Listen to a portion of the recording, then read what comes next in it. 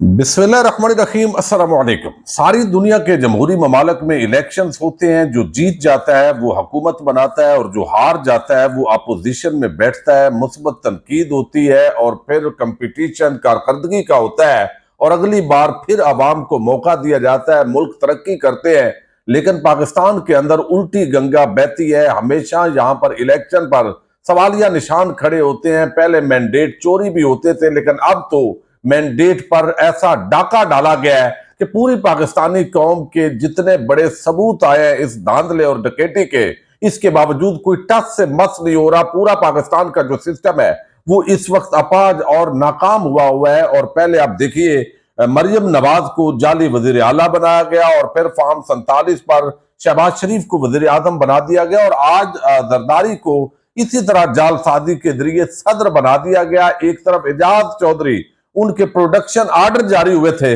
लेकिन उनको भी पेश नहीं किया, क्योंकि जेल सुपरिटेंडेंट जो है वो ज्यादा ताकतवर है इस वक्त जो है वो हुकूमत वक्त से। और आपको अंदाजा है कि ये इनकी भाग दौड़ असल में जो है वो लगामें किन के हाथ में होती है। अब इसी तरीके से आज आप सदर के इलेक्शन के अंदर जो chief justice Islamabad high court है आमर फारूक, उनके सामने इमरान खान के जो नारे लगे हैं इसके पीछे कहानी क्या है, और इसके साथ ही इमरान खान और तहरीक इंसाफ से एस्टैब्लिशमेंट के राबते की तस्दीक हुई है। लेकिन इसके अंदर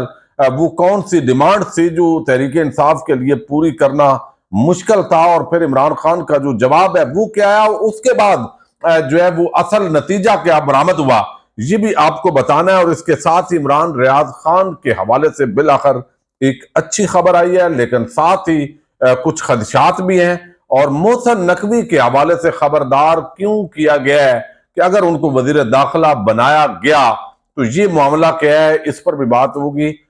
उम्मीद है आप वीडियो समाप्त करने के बाद हमेशा की तरह अपने कीमती फीडबैक से जरूर आगाह करेंगे। इस वक्त पाकिस्तान के अंदर एक हाइब्रिड सिस्टम चल रहा है, बल्कि अब तो ऐसे लग रहा है कि शहबाज शरीफ जो है बेशक उसको फॉर्म 47 का वजीर आजम बना दिया गया, लेकिन काबीना उसकी अपने नहीं होगी। वजीर खारजा कहीं से होगा, वजीर खजाना कहीं से होगा, और इसी तरह वजीर दाखिला वो भी कहीं से होगा। इसी तरह बलूचिस्तान के अंदर जो है वो एक मशकूक किरदार सरफराज बुगटी, पहले उनको निगरान वजीर दाखिला बनाया और फिर जो है वो उनको वहां पर वजीर आला बना दिया गया। इसी तरीके से जो पूरा सिस्टम है वो, यानी आप यूं अंदाजा कीजिए, वो समीना पाशा ने बड़ी अच्छी बात की। वो कहती हैं ना अपना कायद वजीर आजम, ना अपना वजीर दाखिला, ना अपना वजीर खजाना, ना अपना वजीर खारजा, और ना अपना सदर, ना अपने वोट, ना अपनी इज्जत। नून लीग ने ये हुकूमत बस लान तान सुनने को ली है। यानी कल को ये कहेंगे जी हमारे तो बस के अंदर कुछ नहीं था। लेकिन अब जब मोहसिन नकवी जैसा किरदार के जब वो आया तो पंजाब के अंदर खवातीन को पाबंद सलासल किया गया। जिस तरह मर्दों के साथ हुआ, नौजवानों के साथ हुआ, तो एक जैसे सही वाशी किस्म के लोग होते हैं जो ना आइन को मानते हैं ना कानून को मानते हैं, एक जंगल का कानून नाफज किया। इसके अलावा इस शख्स के पास क्या कारकर्दगी है, और इमरान खान तो इसको ब्रोकर कहते थे। ये जो सारी रजीम चेंज के अंदर मुलाकातें करके ये जो कुछ लंदन में जा रहा था, पाकिस्तान में आ रहा था, जरदारी को मिल रहा था, नवाज शरीफ को, शहबाज शरीफ को, तो ये वो शख्स है जिसका रजीम चेंज के अंदर बड़ा अहम किरदार है। तो ये मुस्तकिल असासा करार पाया है, मीडिया टाइकून भी है, तो इसको मेरा ख्याल है आम जिम्मेदारियों पर रखना है। पीसीबी का भी चेयरमैन बना दिया है। उधर वो खिलाड़ियों को धमकियां दे रहा था कि जैसे इसके बाप का मुल्क है, इसने खरीद लिया है, और इधर जो है अब इसको वजीर दाखिला बनाना है। कारकर्दगी एक ही है कि अच्छा मतलब है कानून आइन को पांव तले रौंद के जो है वो मामलात को चलाएगा। कारकर्दगी ये है कि एक जालिम शख्स जिसके नीचे जो है वो कोई आइन और कानून ना चले, वो शख्स जो है उसकी बेहतरीन कारकर्दगी है। लिहाजा इस पर अब असद कैसर जो तहरीक इंसाफ के आम रहनुमा है, उन्होंने ये बयान किया है कि अगर ये शख्स वजीर दाखिला होता है तो मफाहमत की बात तो बिल्कुल कोई नहीं होगी, और फिर आप मफाहमत को भूल जाएं। पीटीआई से कोई बैकडोर बातचीत नहीं चल रही। अगर इदारों ने हमारी तसल्ली नहीं कराई तो भरपूर एहतजाज होगा। पीटीआई को कानूनी ऑप्शन छोड़ सड़कों पर आने पर मजबूर किया जा रहा है। अगर मैंडेट तस्लीम नहीं किया तो पीटीआई के पास सड़कों पर निकलने के सिवा कोई रास्ता नहीं है। ये बात जो है वो उन्होंने की है। लेकिन दूसरी तरफ जो है वो अब तो ज़ाहिर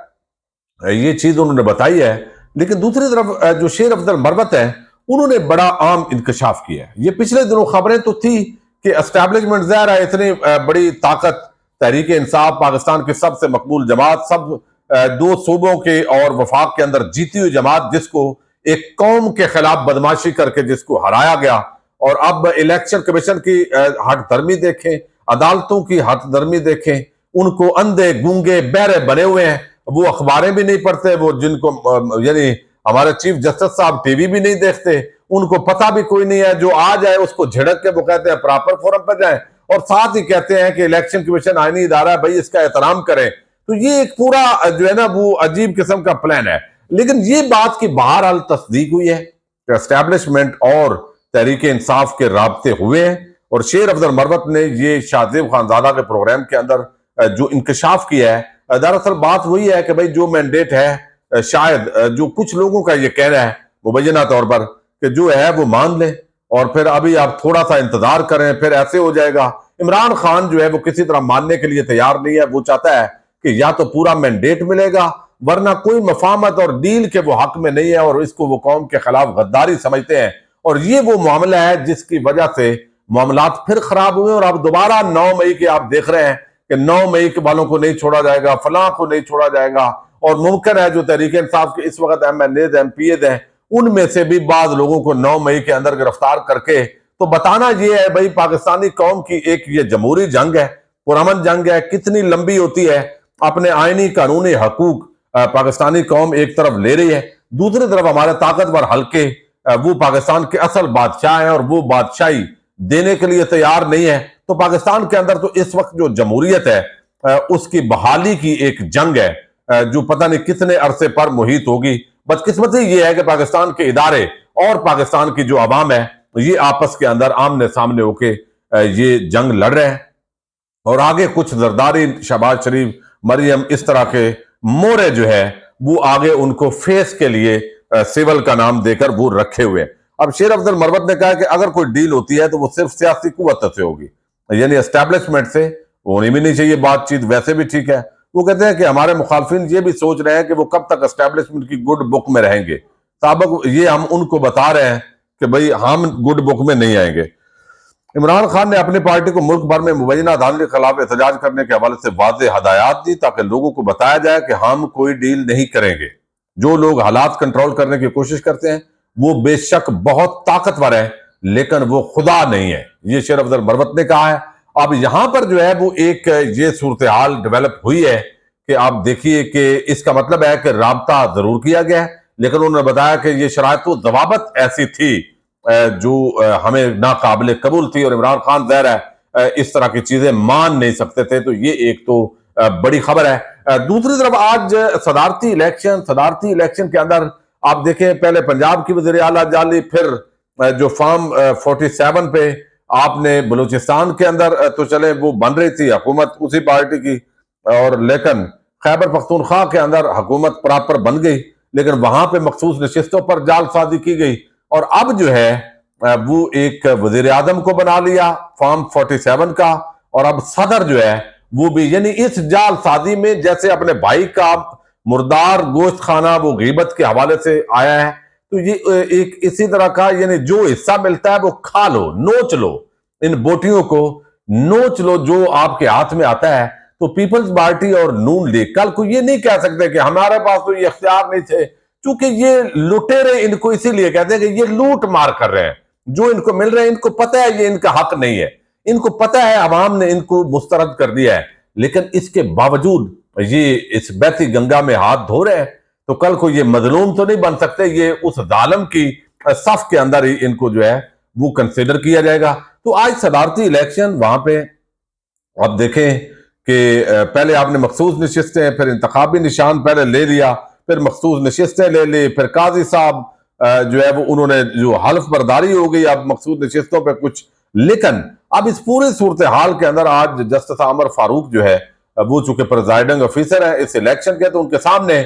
سینیٹر فیصل، عون عباس پبی اور سب جو ہے وہ کون بچائے گا پاکستان، قیدی نمبر 804 اور پھر عمران خان زندہ باد کے ڈنکے لگے۔ اس وقت ان کا چہرہ دیکھنے والا تھا، چونکہ عدالت کے اندر جو اس وقت ججز ہیں ماشاءاللہ، ملک شہزاد صاحب chief justice Lahore high court بن گئے ہیں، اور دوسری طرف جو ہے وہ عامر فاروق ہے اسلام آباد ہائی کورٹ میں، تو تحریک انصاف جو ہے ان کے پشاور کے اندر جو چیف جسٹس ہیں وہ بھی ریٹائر ہونے جا رہے ہیں۔ تو آنے والے دنوں کے اندر جو عدالتی معاملات ہیں، اوپر قاضی صاحب ہیں، تو یہ سارے معاملات مزید ایک پیج جو ہے وہ اس پوری صورتحال کے اندر بظاہر جو ہے وہ بہتر ہوتا نظر آ رہا ہے، اور تحریک انصاف کے لیے یہ اچھی خبر نہیں ہے اس پوائنٹ آف ویو سے۔ لیکن یہ ضرور اچھی خبر ہے چونکہ عوام تحریک انصاف کے ساتھ ہے، سنی اتحاد کونسل کے ساتھ ہے، تو اس وجہ سے بالآخر فتح عوام نے کرنی ہے۔ باقیوں نے تو جدھر کسی نے بھاگنا ہے وہ ان کا اپنا اپنا حساب کتاب انہوں نے لگایا ہوگا۔ ایک اور اچھی خبر ہے اور اس کا تعلق عمران ریاض خان سے ہے۔ عمران ریاض خان کو مریم نواز آتی گئی تو ان سے پہلے ہی ان کو گرفتار کیا گیا، اینٹی کرپشن کا مقدمہ، اور پھر یہ 9 مئی کا جو زمان پارک پولیس پر تشدد بھونڈا مقدمہ ڈالا گیا، اس کے اندر جو ہے وہ یہاں پہ ریمانڈ بھی ہوئے، پھر جوڈیشل کیا جج صاحب نے، دلائل جب دیے گئے تو اب ان کی جو ضمانت ہے 2 لاکھ مچلقوں کے عوض وہ اپروو کر دی گئی ہے۔ اب ان کی رہائی ہو پاتی ہے، جب تک میں یہ ویڈیو بنا رہا ہوں ابھی رہائی کی خبر نہیں آئی، یا کسی نئے مقدمے میں ڈال کے مزید لمبا کرنا ہے۔ تو ایک طرف خوشخبری ہے اور دوسری طرف خدشہ بھی ہے، چونکہ اس وقت آئین قانون تو ہے کوئی نہیں، اس پہ تو عمل ہو نہیں رہا۔ اس وقت تو جیسے گدیں کوئی گوشت نوچتی ہے اس طرح کے حالات ہیں اور اس سے سارا فائدہ اٹھا رہے ہیں، تو لہذا سسٹم پورا تباہ ہے۔ اور اس ماحول کے اندر جب ناجائز، یعنی اگر یہ اب دیکھیں یہ چیزیں کل کو تحریک انصاف نے بھی سبق سیکھنا ہے، اور ان کو سیکھنا چاہیے کہ جب وہ اقتدار میں آئیں تو جو جھوٹے کیس اس طرح کے بنانے والے ہیں ان کے لیے بھی اتنی قانون سازی کریں کہ وہ اس سے ڈبل ان لوگوں کو سزا ہوگی اور وہ پکڑے جائیں گے کل کو جب کیس جھوٹا ثابت ہو۔ جیسے 9 مئی میں سب کو ڈالا جا رہا ہے، تو تحریک انصاف کو یہ عہد کرنا پڑے گا کہ جو لوگ یہ ڈال رہے ہیں اور یہ انہوں نے ناجائز طور پہ جتنے لوگ اندر رہیں گے، قانون سازی ہو اور ان سب کو نہ صرف کٹارے میں لایا جائے بلکہ ڈبل سزا رکھی جائے، کہ جو جانتے بوجھتے ہوئے کہ یہ بندہ بھائی اس ملزم نہیں ہے، اس کیس کے اندر موجود نہیں ہے، اور اس کو انتقام کا نشانہ بنائے۔ کیونکہ ایک بندہ سال 2 سال 10 سال جیل میں رہنے کے بعد اگر کہا جائے اس کی زندگی کے قیمتی دن لے کے کہ اب آپ بے گناہ ہیں، تو یہ بڑا ظلم ہے، یہ بڑی زیادتی ہے۔ چلو 6 مہینے سال بندہ کہتا ہے انویسٹیگیشن ہے، معاملات چل رہے ہیں، وہ بات سمجھ میں آتی ہے، لیکن یہ وہ بھی 2 مہینے کے اندر یہ سسٹم ایسا ہونا چاہیے۔ اور دنیا جہان میں ایسے ہے، اس پر کسی ٹائم بات کریں گے، جو ہمارے ممالک ہیں، جو خلیجی ممالک ہیں یا باقی، وہ پہلے انویسٹیگیشن اور اپنی CID اور سارے ایجنسیز کی جو نیٹ ورکنگ ہوتی ہے اس کے ذریعے پورا ورک کرنے کے بعد بندے کو اٹھاتے ہیں، لیکن یہاں پہ پہلے بندے کو اٹھاتے ہیں پھر فیصلہ کرتے ہیں اس پر کیا ڈالنا ہے۔ اچھا ایک سے ضمانت ہو گئی ہے تو پھر اب دوسرے وہ فلاں میں ڈال دو، تو یہ ایک بڑا سنگین مذاق ہے اور یہ پاکستانی قوم کے ساتھ بڑا ظلم ہے، بڑی زیادتی ہے۔ اجازت دیجیے گا۔ پاکستان زندہ باد، پاک فوج پائندہ باد۔